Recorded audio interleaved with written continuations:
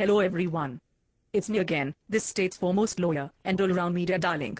You know, I have never been shy about my ambition to either serve as a member of parliament or to sit on the bench as a judge. They even asked me once if I wanted to run as a candidate for the Liberal Party. That naughty boy, Troy Buswell, took me for coffee and tried to sweet-talk me. I asked him, "Are you flirting with me?" And he said, "No." I said, "You are probably going to try to undo my bra or some other bit of cheeky foreplay." And he said, "No." And I asked him, "Why am not?" And he made a very nasty comment about soggy tea bags. Anyway, soon after that, he was caught with his face buried in the upholstery, and I couldn't just let it go without making a public statement about how sickened I was by his behavior. A pig, by any other name, is still a pig.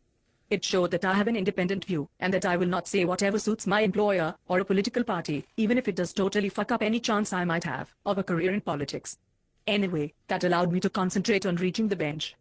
But even here the world was conspiring against me.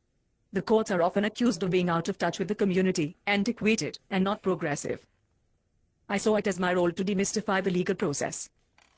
Unfortunately, my husband didn't appreciate the mist being blown away from around his handling of the Mallard trial. What happened to Mallard was bad, but what happened to my career prospects was even worse. I had to resign from my job, and it totally buggered up any chance I might have of getting on the bench, especially when they printed that bleeding heart interview in the newspaper. So do you know what I do now? After everyone has left the court for the evening, I sneak in and sit up here. I look down on the court and pretend to pass judgment. I pass judgment on all the men who have held me back because I am a woman. I pass judgment on all the people who held me back because I am Chinese.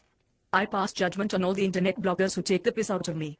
And I pass judgment on all the men who have rejected me because they don't like women who have an opinion and stand up to them. And do you know what? It makes me moist. Now, all rise please.